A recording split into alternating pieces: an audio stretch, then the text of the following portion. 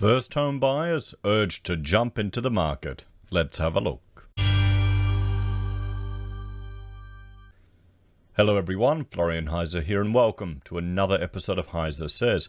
Grab your stein of coffee and let's have a look at this piece from realestate.com.au, which I feel in some ways may have an agenda to it. I can't quite put my finger on it.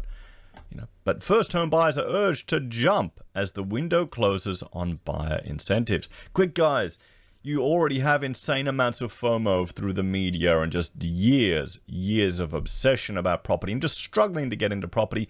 Here's some more, because these opportunities that only come up every time there's a recession in Australia might pass you by.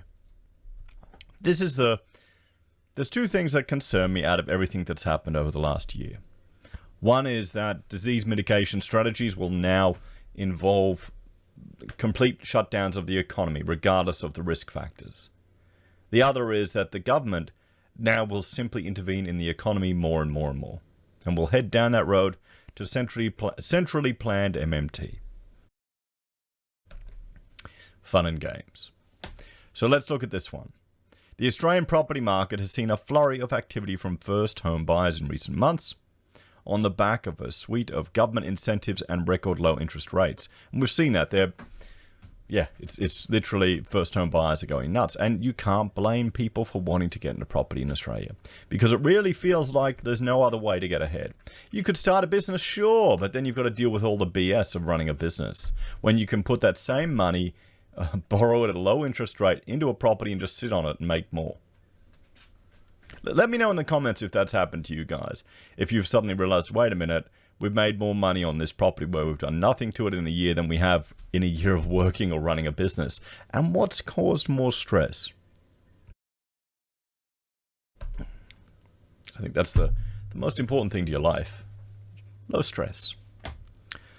Data compiled for the REA Inside Property Outlook Report 2021, released in February, showed that the pandemic accelerated first home buyer activity in 2020, with the biggest year-on-year jump in inquiries to agents occurring in June at a rate of 127%. First home buyer inquiries surged by 62% over the year. Now, the question that we all need to ask is, are these first home buyers prepared for interest rates to jump up in the next 5 to 10 years? Are they even worried about that? Do they even care? Or do they just want to get in at any costs? And that will be something that they can worry about in the future. Can we make the repayments? Great, let's get in. I've had enough. I can completely understand. The frustration. When there's stuff coming out in the media and there's a lot of people worried about loosening lending standards, like it's the worst thing in the world. I don't see it making a big difference. I'm seeing the insanely low interest rate as having more of an influence, and probably years of indoctrination by the media to get into property, or the fact that you've got negative gearing. That's one of the effective methods that most people use in this country, not just the mega rich. Most average people use it as a way to mitigate their insane taxes that are sucked and vacuumed out of all of us. And that all comes together. You just want to get in. You don't care. Forget about it. 5 years' time, if interest rates go up, we'll find a way to deal with it. Let's just get in, honey. Jump in. So, additionally, the latest ABS data shows the value of lending to first home buyers increased by 73.2% over the 12 months to January 21, reaching a historically high level or high value of $7.2 billion in lending over the month. The federal government's first home loan deposit scheme, and this is, if you're not familiar with it, all you need is 5%, and the government will guarantee that you won't have to pay mortgage insurance. It's just nuts. I can see why people like it, why it's the opportunity to get in, but it's setting it's too similar to what happened in the US. But at least here in Australia, we don't have the same issue in the US where you can just take the keys and chuck them at the bank. Maybe we need that. So, the Home Builder Grant are key drivers of the surge in first home buyer activity, along with other state-based grants, according to Director of Economic Research at realestate.com.au, Cameron Kusher. What about the super withdrawals, mate? I think Cameron may have missed that one. Super withdrawals, I guarantee you, has made a difference. It's topped up. We saw that young couple that lost their jobs and, you know, had $100,000 and were complaining about not being able to buy in Sydney. Sure, it was a bit unrealistic, their expectations, but it just shows you, well, how far we've progressed as a civilization. So, and I bet you Super played a part in it. What do you think? Let me know in the comments if you think Super played a part in that story. And if you haven't watched the video from yesterday, check it out. But with many of these stimulus measures ending in the coming months, as well as the re-emergence of investor activity in the market and rising property prices, Mr. Kusher said time could be ticking on the first home buyer boom. First home buyers are more reliant on conditions that make it easier for them to enter the market, such as government grants like the Home Builder Scheme, he said. Given this, the end of Home Builder will likely see a significant reduction in first home buyer numbers. For first home buyers sitting on the fence about whether to purchase a home or not, the opportunity to access Home Builder is closing fast. So opportunities still abound for first home buyers. So they're still there, guys. They're still there. As the autumn selling season kicks off, there is still plenty of opportunity for first home buyers to break into the market, according to Melbourne-based buyers advocate Kate Bakos. It's a good time for first home buyers to get involved in buying a property because we've got record low interest rates and a lot of concessions going around the nation, Ms. Bakos said. 3 ideal homes for first home buyers. It's interesting just reading all these articles and just seeing, you know, the reporters will go to the same people to get the same quotes and bring them all together. I mean, you can't blame them. It's efficient. It's good to see. A smart business there. So 3 ideal homes for first home buyers. Let's have a look at what they're showing as ideal. Let's see how high it is. Let's see if anything's under 400 grand. Here are 3 properties for sale in Melbourne that Ms. Bakos believes would be ideal for first home buyers. To help first home buyers in their search for a home, she suggested they look for certain features, including north-facing rooms, open plan layout. Like, what the hell is this?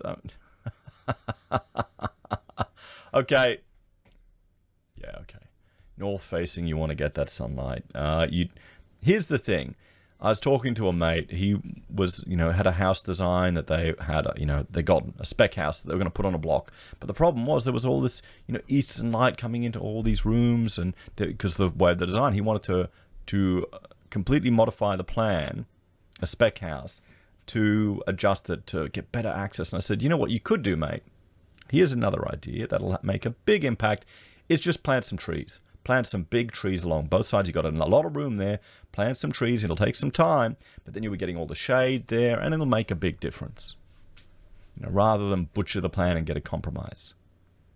There's something to consider as well. I mean, it's good advice. As an architect, yes, you want to take advantage of natural light and, you know, breezes and things like this on your site. But so many of these houses that you see are just insulated foam bloody boxes where, because of the NCC, you can't open the damn things. Your air conditioner won't even run if the door is open because they, you know, regulate it. These solar panels are probably connected up to the government and they can turn it off when they want. So it's, you know, it sounds good, but maybe I'm too cynical and old, guys. You know, now that I'm 40, I've evolved into boomer mode. That's what's happened. Sorry, you're not going to get your young, cheerful Florian every day anymore. So let's keep going. Ms. Bakos said the St Kilda East home is in a desirable price range for first home buyers. This one is under the 600 grand mark, which means a first home buyer is eligible for the full stamp duty concession, she explained, under the $600,000 mark. I'd be looking under 4. I'd be looking under 400,000. Maybe it's just unreasonable. It just shows, you know, I'm in Brisbane. Brisbane's gone up too. But you want a mortgage where it's absolutely no stress. But I guess, you know, that's the market. It's going crazy.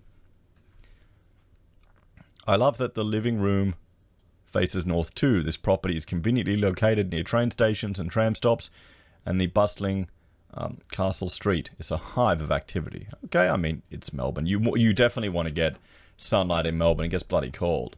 I have memories, because I grew up in Victoria, I have memories of from my childhood of my father burning his bare bum that he had put up against the heater because it was so cold. You know, there you go. Victorian living. And that's why we went to Queensland for holiday 3 times a year when my parents bought a townhouse in Noosa and would go there all the time for holiday.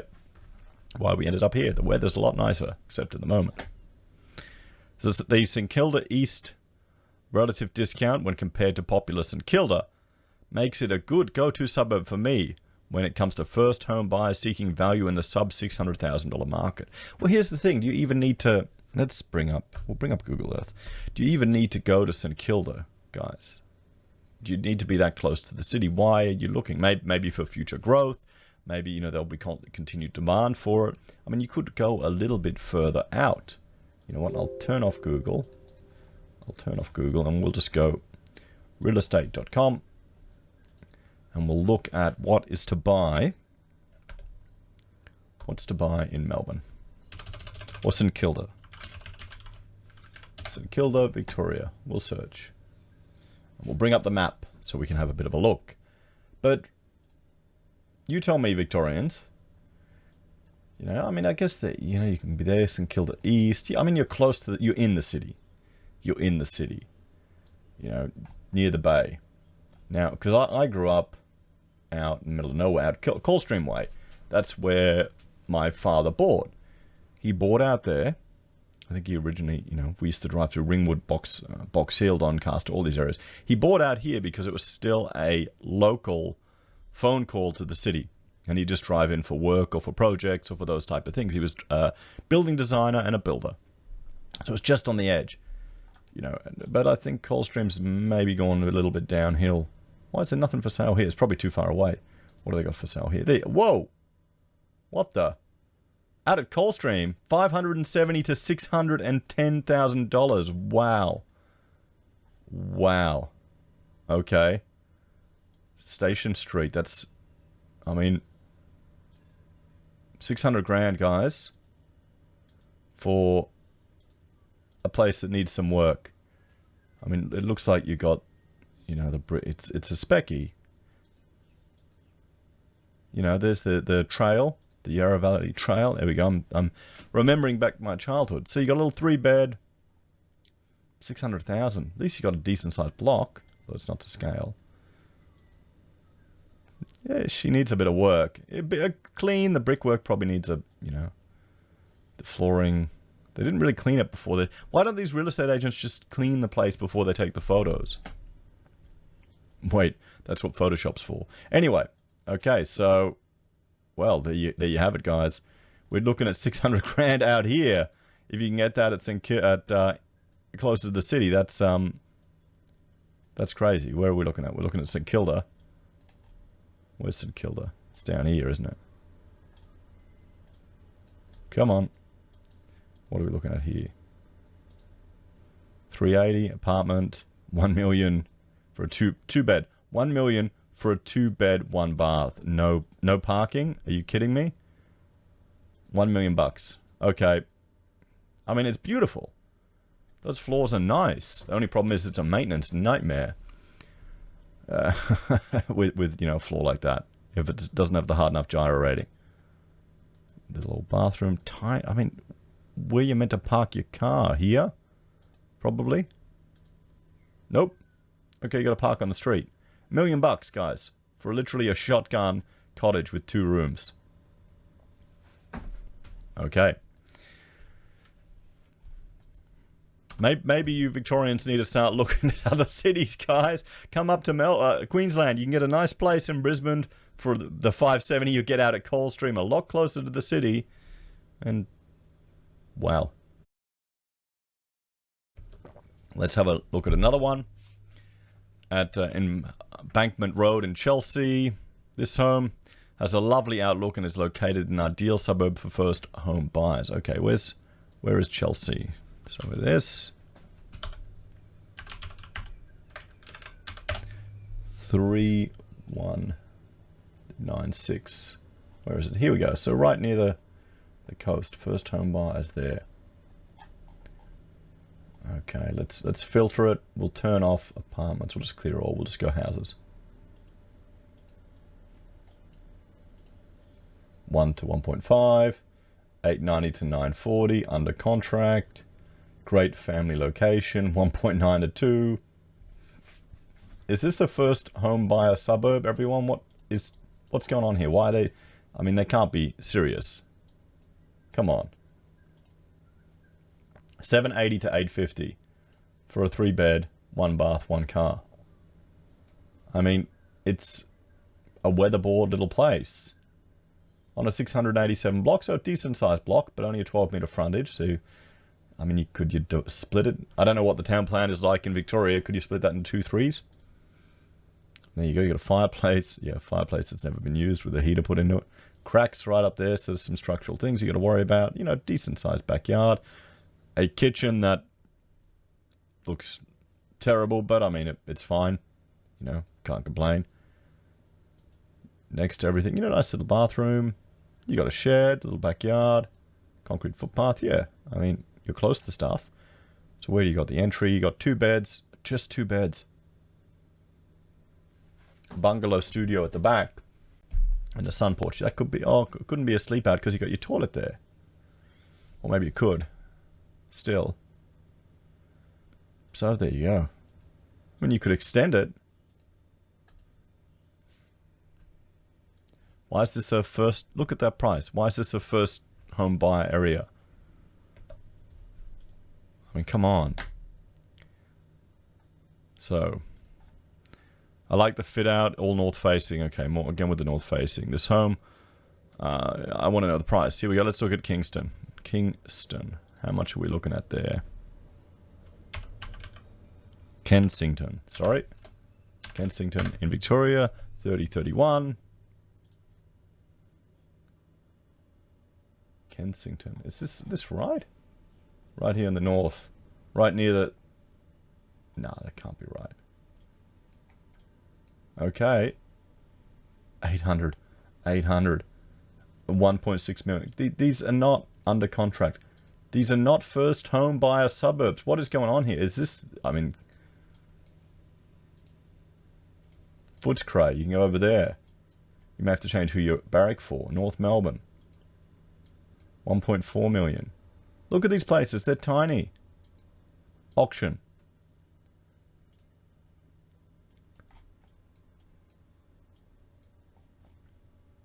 So, there you go. 900 to 1 million for a 2-bedroom place. Look at this plan. So there's your... I mean, it looks lovely. Have they split the block and pushed this to the front? I mean, it's all done up, so they've done something to it. $1 million though? Look at that. Look at that. That's your backyard. They've split the block, I bet you. So, okay, you've got roof storage. Where's the block? So bedroom, a living and dining coming off here. Is that the boundary? That's the boundary, isn't it? Wow, so I mean, someone's been smart. Where's that coming off? Let's have a look at the plan. Oh, wait. That's where you're meant to park your car. That's where you're meant to park your car. Do people not drive cars in Melbourne, guys? Is it not hip and cool? Is this the problem? Is this why you're all so many, you know, soy drinking Greens voters down there? Yeah, you can't park your car there. That's where you live. So that's the outdoor area there, yeah. So that's your backyard. Wow. And you've got some attic.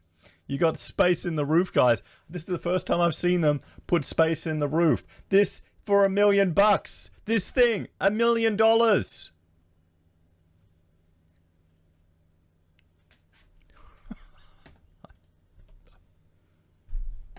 First home buyers, you better get in, guys. Get your $1 million little shit box where you can't park a car, but you got a roof attic. You know what? That's another bedroom. I bet you someone will try and rent that out. It'll be on Airbnb or some crap like that. And, you know, they'll probably offer it to an international student and wouldn't know better. Anyway, let's have a look at this one. For those who love the inner city vibe and want to be near the CBD, this 3-bedroom townhouse is a top pick. Kensington offers some amazing value in this pocket, she said. The only stamp duty concession on offer currently would be the COVID incentive with a 25% discount on stamp duty. So there you go. First home buyers, quick, hurry, get in. You know, you can live like in the middle of nowhere Coldstream, an hour away from the city, for nearly $500,000 to $600,000 for an old place, and or you can spend $1 million and go right in the city for a tiny little thing, but you got attic.